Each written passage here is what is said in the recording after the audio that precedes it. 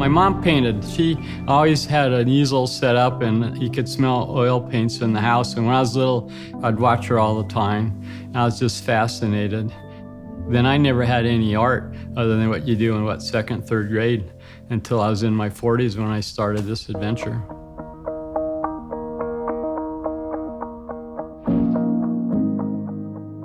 When Paul was just a kid, he was naturally curious about the world around him. He fell in love with technology as an Eagle Scout, mastering Morse code and even building his own ham radio in the corner of his bedroom. Right out of high school, he got hired at HP Labs and worked there for 4 summers, all while earning an electrical engineering degree from Cal Berkeley. He was commissioned an officer in the Air Force and worked in a research lab, where he was awarded a medal for technical contributions and granted a U.S. patent. And as if that wasn't enough, he went on to get his MBA from Harvard. It was there, at Harvard, standing on a footbridge on the evening of October 23rd, 1977, that the spark of an idea came to Paul. What if I could combine something technical with something aesthetic? Once this idea took root in Paul, he set off on a journey to discover all that is possible when you combine art and technology. If you look at people that were curious, there's probably no one more curious than Leonardo da Vinci. There's this Leonardo da Vinci show, all these wooden replicas, models of Leonardo's inventions. Now here's a guy that was an engineer and designed machinery, and he's painted 2 of the most famous paintings in the world. And then they had cases with his notebooks and stuff. What would happen if you tried to combine the technology of today and art? I came out of there and saying, man, this is what I want to do. This is where my heart is.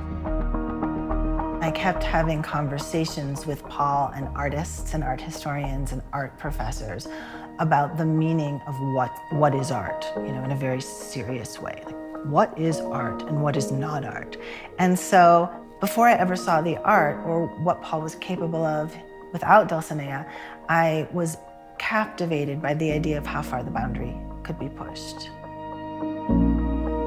He's the forever student. Anything that he gets interested in or finds or doesn't know anything about and wants to, he'll research it to the nth degree. So I loved computers, I loved technology, I loved art, didn't know anything about art, didn't know anything about a machine shop, but took a VOTEC class for that, started taking many, many art classes, start acquiring all the pieces that I needed to do what I'm doing now. And that kind of led to my 20-plus year journey of building a robot named Dulcinea that now paints autonomously overnight and creates paintings for me. How do you teach yourself about robotics? That's a good question. I flew to San Jose and attended a 1-week class on how to program a robot, and then another week on how robot vision works. Then started building my machine using CAD in the machine shop. And then I built the whole robot behind me. So this was the first design, I've added on, like I've added this fence that holds all the paint. And that's the roller system there, and then configured the operating system. This is where I've spent years and hundreds of thousands of lines of code, just layers and layers and layers of software, complex adaptive systems. Each line here is one brushstroke, rule-based expert system. I can change the length of the strokes, the density of the strokes, the number of the strokes, the color of the strokes, the fluids hitting each other and swirling around and hitting. And then that goes to disk, and then I pull it up in my Lisp environment. Now I can hit this button here, and it ships it over to the robot, and then I can just say, let's paint that. This is all the electronics for the robot work cell. So the X and Y, the Z motor first. This is the optical encoder. There's a timing belt down here and up there. And this is just a spring from a screen door. To be fully automated, you need to be able to change paint and also seal the paint. Another piece I had to build was this vertical brush washer here. Second robot's going up and down. The first robot's going left and right and twisting. And I do a pre-wash and a post-wash, and then it takes the dirty water away. Yeah, it can take a while to understand what Paul is talking about. The reason his processes are so complex and so difficult to understand is because Paul has a rule for Dulcinea. Everything she does needs to be original artwork. Dulcinea doesn't copy paintings. She creates paintings. And these paintings begin long before her brush ever touches a canvas. They begin with an idea, simulated by thousands of lines of code.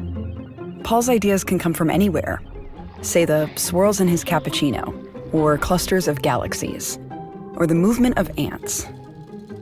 Let's look at ants. In this simulation, you've got a picnic blanket that operates like a grid.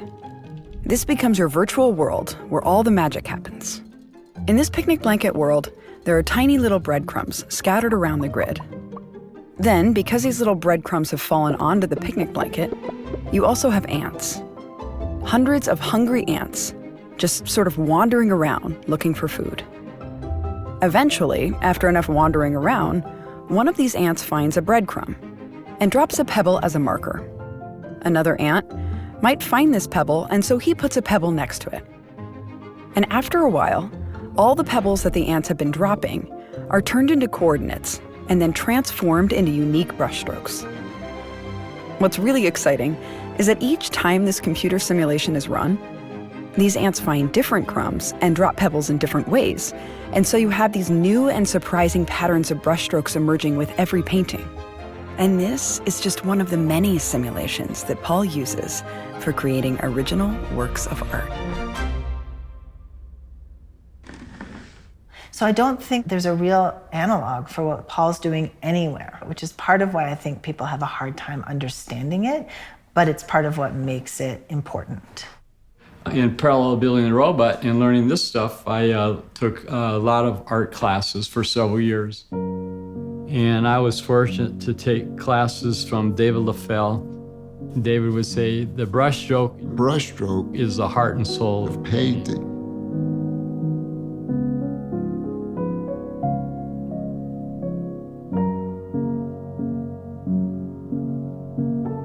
There are two things you can describe with a brushstroke.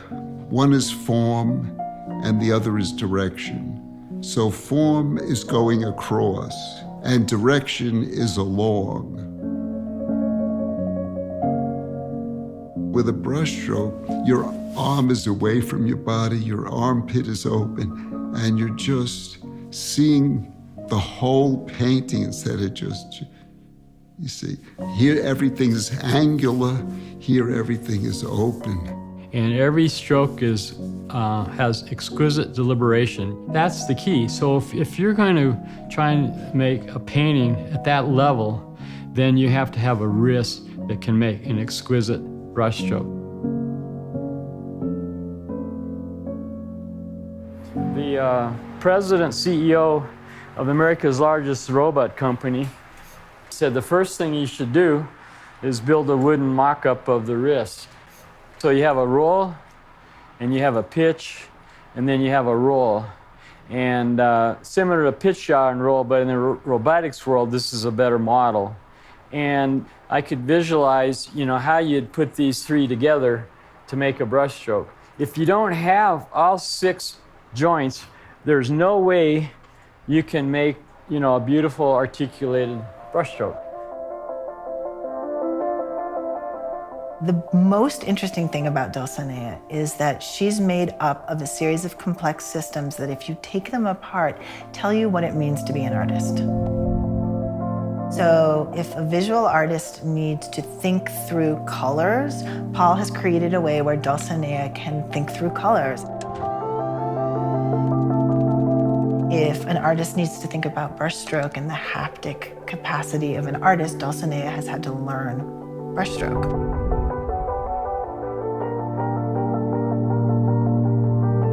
If an artist needs to clean and attend to their tools, Dulcinea can do that. Dulcinea has a brush washer.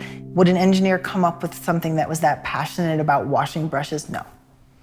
You couldn't come up with Dulcinea unless your heart was in both computer science and art.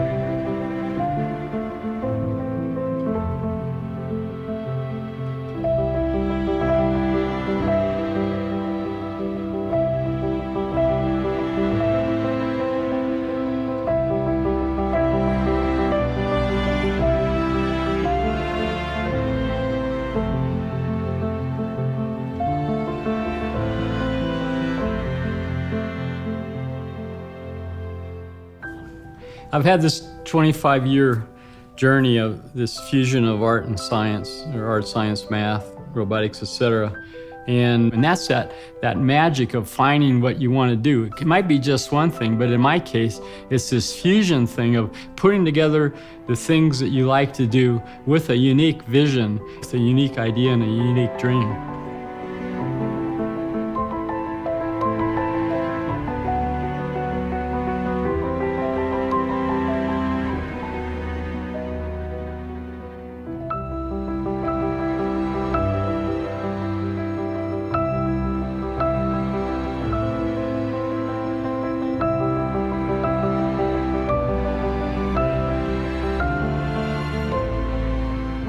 And I think a lot of people are living less balanced lives because they don't realize that fusioneering is possible, that bringing together things that they're passionate about could actually create one trajectory.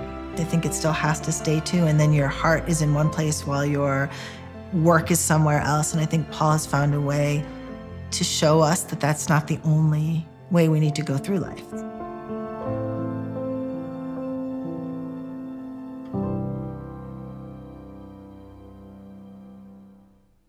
My experiences with Paul, he's got an incredible mind. He's extremely creative. He's very giving, and he's a good friend. And Linda was a great compliment to Paul. Linda was very kind and very sincere and very giving. When we moved into this house, both of us getting home from work, and she made this dinner. We'd be at the dining room table over there looking out on the lake, and before sitting down, I'd say, "We're living the dream. We're living the dream." And within 4 weeks, she was dead.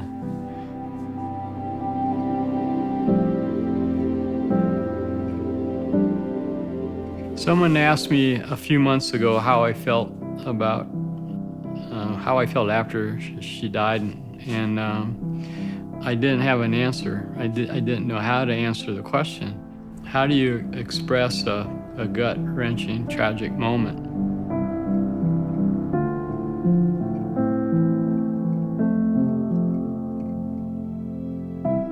I wanted to do a painting in memory of Linda and in honor of her and my love, and also in the process of doing the painting, I'd be close to her.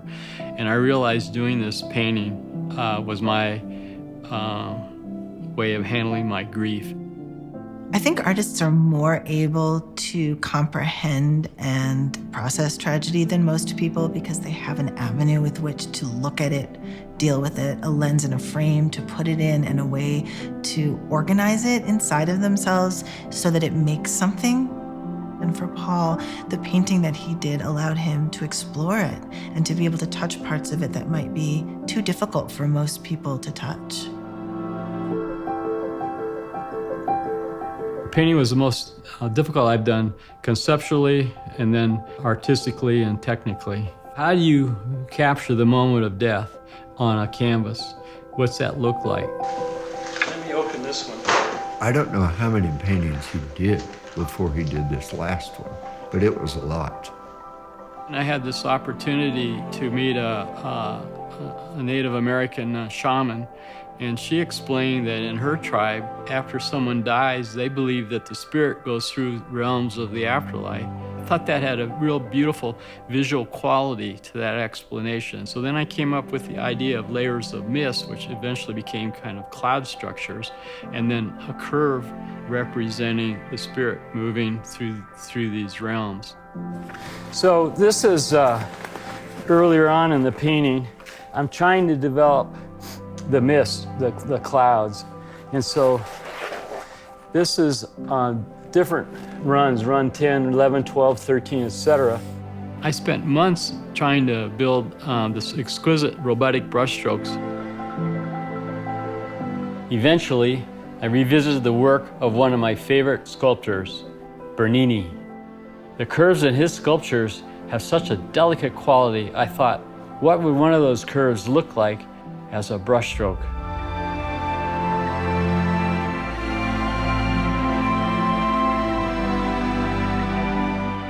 I want the ending to be unresolved, and I want the viewer to have a little bit, be unsettled, because there's no answer, nobody has an answer, and I wanted to capture that. Now I just have these few fleeting brushstrokes up there going off, and that's how I decided to end the painting. I think Linda would be quietly pleased with her painting.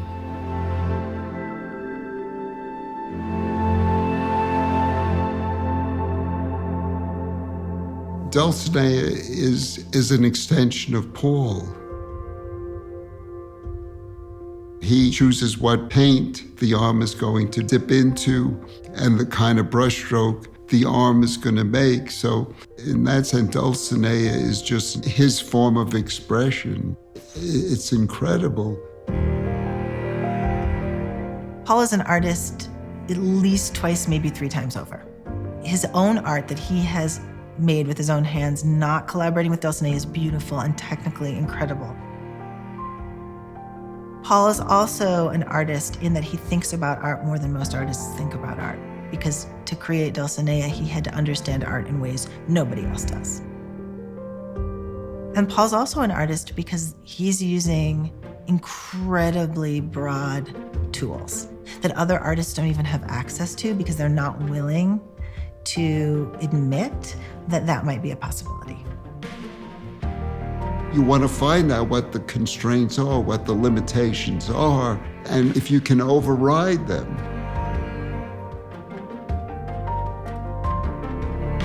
Well, Paul, why don't you just paint? If I just painted, I wouldn't be able to play with computers and robotics and my machine shop and, you know, all this other stuff that I get to do. I'm a Fusioneer. And so for me, a Fusioneer is a person that's doing multiple things and has developed some expertise in these, and he's putting them together to fulfill this unique dream, this unique goal. Paul teaches us that we are capable of things that we never thought were possible. Pursue your dream. And the dream's not about the pot of gold at the end of the rainbow. The dream is finding these things that fascinate you, that excite you. I've never had a bad day in 25 years going to work because I found my path. That was good.